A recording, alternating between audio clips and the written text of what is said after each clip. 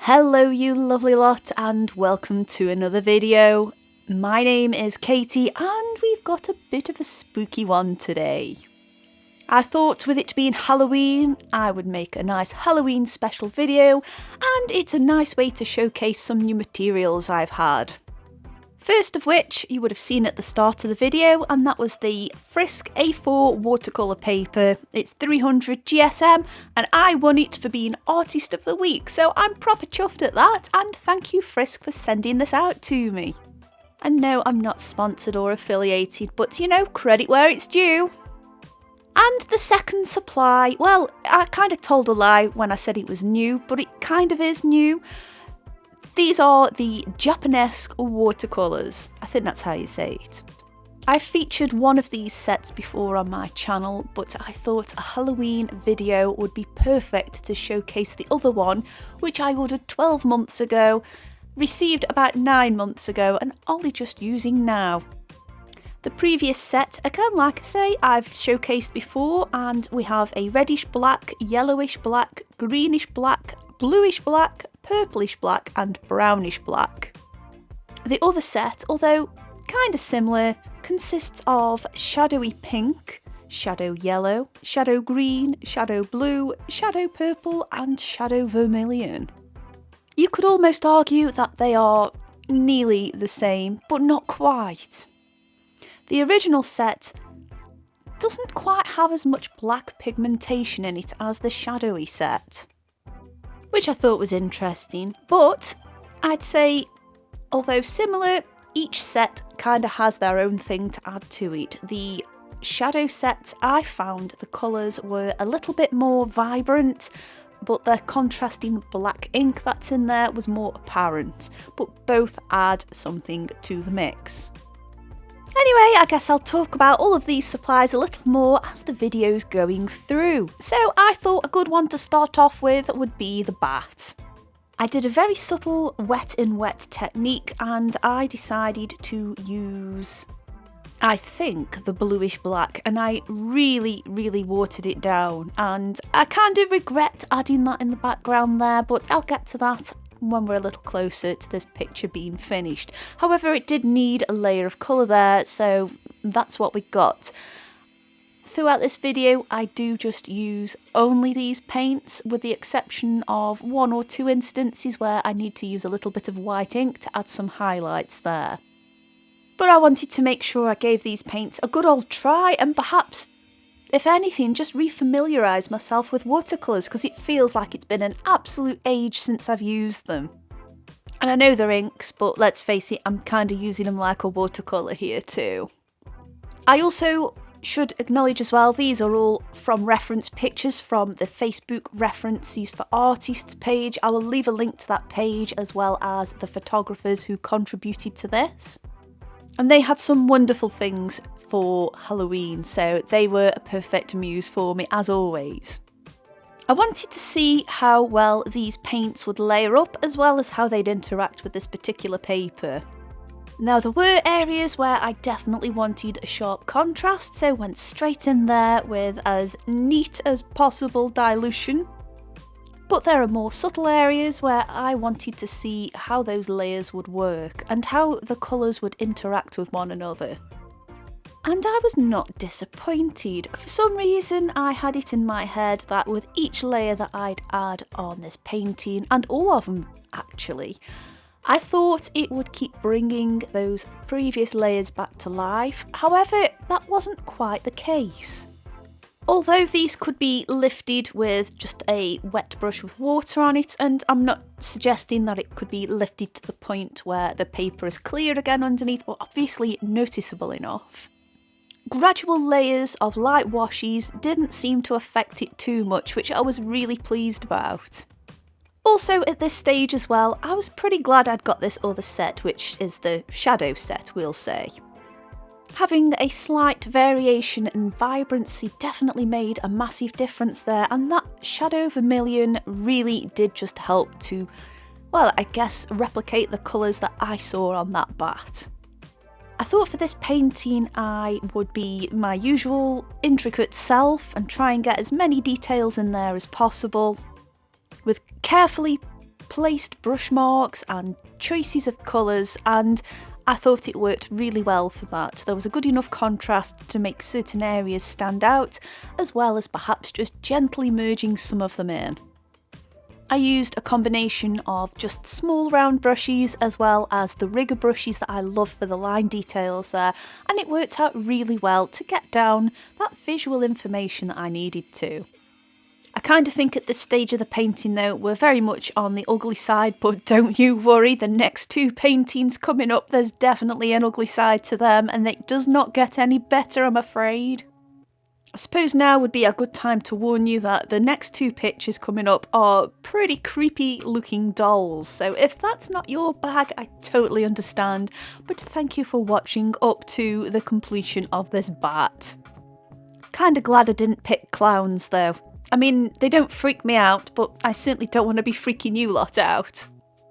The branch that the bat is hanging off was really easy to paint, and I just used the yellowish black with a hint of the brownish black mixed together, and then to add that detail of, I guess, shadow, I just went over it again in a more concentrated version of that brownish black, and I liked how the colours interacted. One of the things I noticed about these inks, which I guess I'd kind of forgotten about from the last time I used them, was how they moved across the page. Now, some of them, like the reddish black and the yellowish black, and I guess mainly the ones from that first set I have, there didn't seem to be too much texture or movement, and you could get a nice, relatively flat layer down.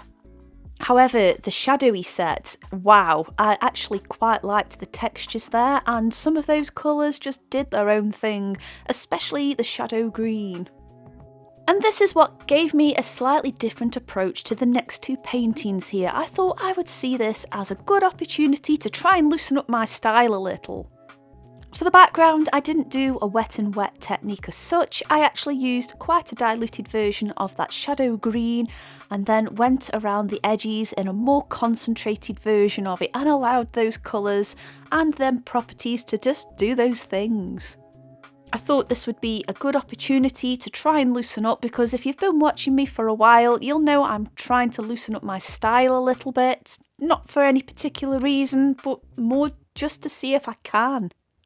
For me, painting as loose as this is a little out of my comfort zone. However, after doing these paintings, I've kind of realised I like it, and well, it's not actually as scary as I thought.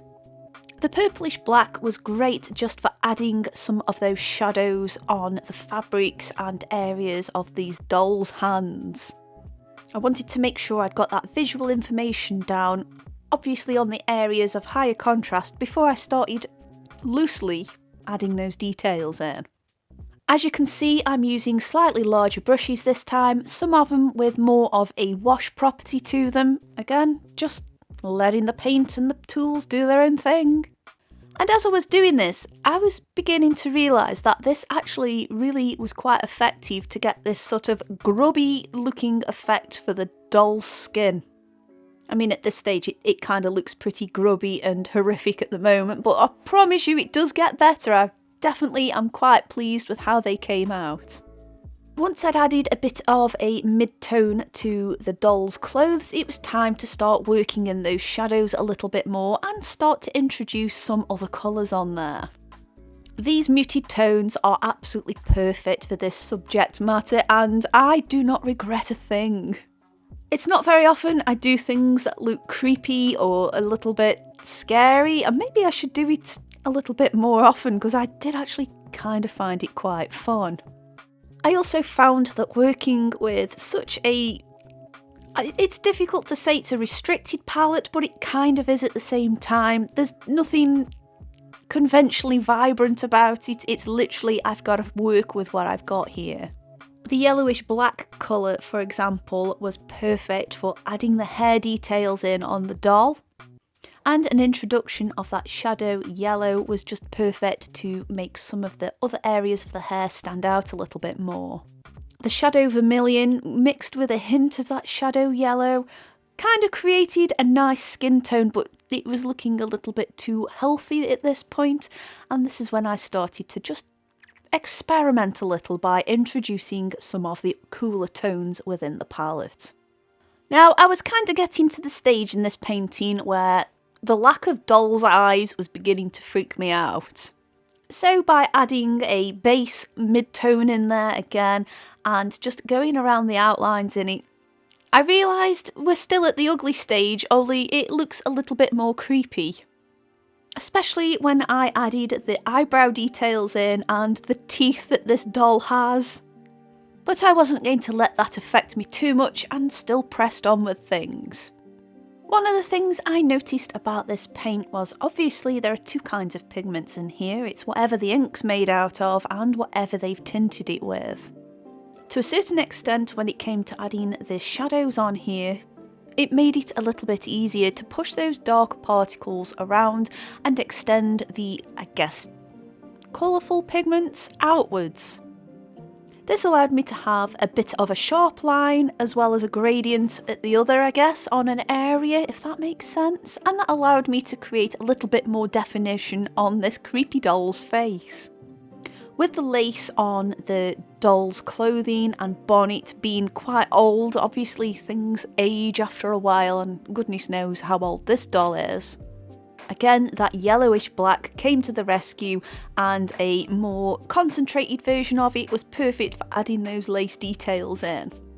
I used the rigger brush to mark out the borders of the lace and anywhere where there'd be any changes of definition and pattern, and because the photo I was working off didn't have a huge amount of detail that I could make out, and again it's a pretty old doll that we're working off here, I just went with a random assortment of fine lines with that rigger brush and it seemed to do a job. You can definitely tell it's lace. I'd reached a point at this painting now where it was time to start fine-tuning those details. I'd figured I'd loosened up enough and it was time to start making things look a little bit more apparent and upping the contrast on certain areas. The shadow blue and the bluish black were my heroes for this, and they were absolutely fantastic just for introducing some more harsh lines and contrasting areas in the creases of the clothes. And as I wasn't going for realism here, and I actually think it does have a bit more of an air of horror to it, I thought I'd give this an outline.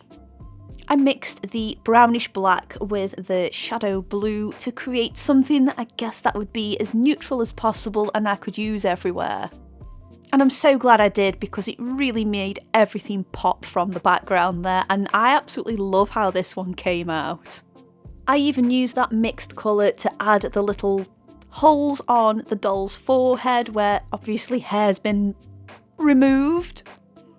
But I suppose really maybe back in this doll's heyday it would have been somebody's favourite toy and very much loved and very much played with. And that leads us to the next doll. Now the pose isn't quite as freaky as the last one, however it's the unsettled look on its face which kind of won me over. I decided to use the bluish black in the background and try and merge that with the doll's clothing by mixing it ever so slightly with the shadow green. Again, I just loosely washed everything around and let that inky paint just do its thing. And I am actually pretty happy with how that came out. At this stage though, I was beginning to notice things about this paint, and it does dry fractionally lighter than it goes down. So if you've got these or you're thinking about getting these kinds of paints, just bear that in mind. Because I wanted this to have a bit more of a gloomier feel to it though, I still went in there a little bit heavier on the colour than I did on the previous picture. The dress that this doll's wearing is obviously a knitted one, so the knitwork itself is out of proportion with the doll, but I kind of like that too. I just went and added all of the cable knit. I guess I'm not too hot on my knitting, I'm not really sure what stitches are which, but I'm going to assume that this is some form of cable knit, and I added just very loose details in there, waited for it to dry and then started to add a few more. I didn't go over the top straight away with the details though. As you can see, it's just very rough markings, and I wanted to see how the rest of the painting turned out, especially with how the doll's gonna look. But as you can see already, it's kind of taking form now. And those areas that are in shadow on the dress are looking at a stage I'm happy with. Again, referring back to that shadow vermilion, it was just perfect to just get some of those, well, shadows down on the doll's face. And I did start off with this warmer colour to begin with because I wanted to see a little later on, once it had dried, how those cooler tones would interact. I basically wanted to see if I could get the grubbiness on afterwards and what difference it would make. Now, as a child, I was more of a soft toy person. I do remember having a baby doll like one of these. I don't think it was a porcelain one.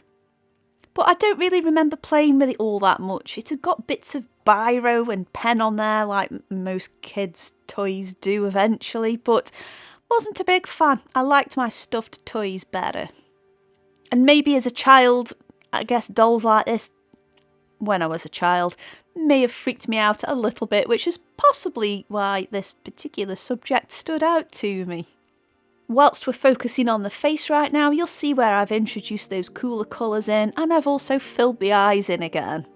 I actually quite like how this approach worked too, and how mottled and uneven the paint's laid down, because I just put a lot of water in it and let it do its thing. I like these because you've kind of got a choice with it. You can be pretty tidy and intricate, and as well you can be quite loose with it too, and I liked that. It was nice to be able to just take an approach with whatever the mood felt at the time. Now, I do need to let you know that the camera battery died whilst I was doing the eyes, and it was literally smack bang in the middle of it, and I couldn't not stop painting just to swap the battery over, so I do apologise, but I think I've kind of got that sort of terrifying expression on its face down to a T. And at that stage, this was where I decided to add a little bit more tonal contrast in there. It allowed me to add some of those cooler colours on the face, and it just looks really creepy. I'd done the hair a little bit darker than it was on the reference picture. Again, I just wanted it to just look a bit creepy, and I thought making the hair darker might just do that. The darkness of the hair with the contrast on it, and those eyes, it just makes things stand out and just look a bit creepy in my opinion. I also like the fact that these hands look like they've come out of a mould still, and rather than trying to edit that out, I kept that in because it is a doll. It's not a human here, it's a doll, and it's just a bit scary. I also thought as well that this would benefit from having the outline, so again I just mixed those two colours from the previous one to do that with, and I'm just loving how it's all standing out. As much as I wanted to go to town on the hair details there, it was the kind of hair on a baby's doll which is, I guess, moulded plastic and painted on, so I still wanted it to look quite artificial still. And there were no eyebrows to paint on this one, so whether they'd just worn off with time or they just never painted any on there in the first place, I don't know, but I kind of like it. I think it just adds to it. And I loved the uniform lines that the hair had, and this is where I started introducing those darker colours in there, layering it up, letting some of it do its own thing, as well as being a little bit more precise in areas. I absolutely loved it. At this stage, I was pretty happy with how everything was looking out, so I decided to return back to that knitwear detailing and just add more and more fine details as I went along. But didn't overdo it because I didn't want to undo all of that loose work I'd done beneath it. After all, it is a painting. I'm not going for realism here, I'm kind of going for vibes. The area that I'd avoided the most was this bow. I'm not entirely sure why. I think from the reference photo it was just a little bit too similar tone-wise to the actual flesh colour that they used on the doll. But once I'd added those shadow details in and started to outline things, it started to look a lot better. So I was quite happy. I don't know why I was scared of it in the first place. It was just one of those things. I also decided to use some of that outline colour I'd mixed to just add a few more shadows on areas of that doll's dress, and again I'm really happy with how effective that worked. I felt like I just needed to add a little bit more contrast and detail on the doll's face, and again, using that pre-mixed colour just worked a treat, and it just makes the whole thing look a little bit more sinister. And I did keep returning to that bow area, again just adding that outline colour and then adding some clear water to it just to extend some of those lines out and increase that contrasted area, again just adding to the whole overall effect. I was beginning to think though at this point it was perhaps just looking a little bit too dark in some areas, and this is where I also introduced a little bit of the white ink, and I used the Kuretake ink which was featured on my white ink video. This just made some areas pop out a little bit more, also perhaps just covered a few areas where I perhaps wish I hadn't have gone over it in so much paint, but overall I liked where it went. So let's have a little recap on what I've painted here. I love how cute this bat looks, it's got quite a goofy expression on its face too. I must admit though, the first doll that I painted is my favourite. I don't know why, it just looks quite possessed and definitely quite scary. And I like the fact that this is what encouraged me to just loosen up a little bit with my painting style. But that's not to say I don't like this second doll either, I just like its terrifying expression on its face. But all in all three of these paintings were a bit of a learning experience, and again, refamiliarising myself with watercolours. Of course, I would love to know which one you like the most, so let me know down below which one your favourite one was. Like I say, the second one definitely did it for me. And back to the materials, I loved these Japanesque inks, and I really enjoyed the paper I worked on too. I do like a hot press watercolour paper. So thank you Frisk for selecting me as Artist of the Week and sending that across to me. Of course there are more videos on screen I think you're gonna love, and I want to wish you lovely lot a very happy Halloween, and I'll see you lovely lot soon. Bye!